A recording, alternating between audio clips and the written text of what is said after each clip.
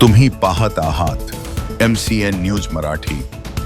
यवतमाळ जिल्ह्याच्या झरी जामणी तालुक्यातील दिव्यांग बांधवांच्या विविध प्रलंबित मागण्यांबाबत अखेर प्रशासनाने सकारात्मक भूमिका घेतली असून पंचायत समिती झरी जामणी अंतर्गत सर्व ग्रामपंचायतींना आवश्यक कार्यवाही करण्यासंदर्भातील पत्र देण्यात आलं आहे। दिव्यांग बांधवांनी केलेल्या आमरण उपोषणानंतर प्रशासनाने लेखी आश्वासन दिल्याने आंदोलनाला तात्पुरती स्थगिती देण्यात आली आहे। उपोषणादरम्यान माजी आमदार संजय देरकर यांनी पंचायत समिती कार्यालयात उपस्थित राहून दिव्यांगांच्या प्रश्नांबाबत गटविकास अधिकाऱ्यांना चांगलेच धारेवर धरले।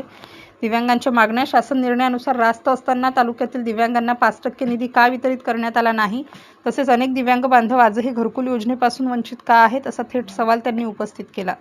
या प्रश्नांमुळे प्रशासनाची चांगलीच तारांबळ उडाली। त्यानंतर प्रभारी गटविकास अधिकारी व संबंधित विस्तार अधिकाऱ्यांनी माजी आमदार, दिव्यांग बांधव आणि भगिनी यांच्या उपस्थितीत लेखी स्वरूपात आश्वासन देत मागण्या तातडीने निकाली काढण्याची ग्वाही दिली। MCN न्यूज मराठीकरिता सचिन पत्रकार, यवतमाळ। मंगेश गुणवंत शेरामे, राहणार लहान पांढरकवडा, तालुका झरी जामणी, जिल्हा यवतमाळ।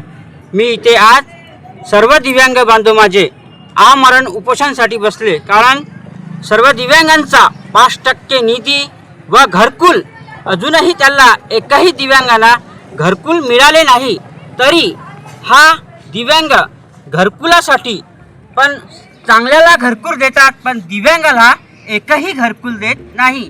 तरी माझे दिव्यांग सर्व अळेगाव सर्व तालुक्यातील गाव सर्व दिव्यांग इथे आमरण उपोषणासाठी बसलेले आहेत।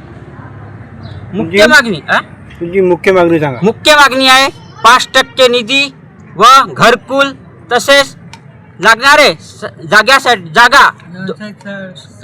200 चौरस फूट मीटर संभाजी गोविंदा पारशिवे, दोन्ही डोळ्यांना ब्लँड असलेला लाभार्थी, राहणार मुकुटबन व माझे बांधव दिव्यांग परिसरातले जे झरी जामणी या तालुक्यातले सर्व ग्रामपंचायतचे दिव्यांग इथं आमरण उपोषणाची घोषणा दिली। कशासाठी का यांचा जो 5% निधीचा आहे तो वाटा आजपर्यंत मार्च एप्रिलपर्यंत जो वाटा सुरू करणार होता तो वाटा झाला नाही। त्यासाठी आम्ही इथं आमरण उपोषणाची सुरुवात केली। त्यासाठी आज आम्ही इथं बसलेलो आहोत, पूर्ण दिव्यांग बांधव झरी तालुका झरी जामणी तालुक्यातले सर्व।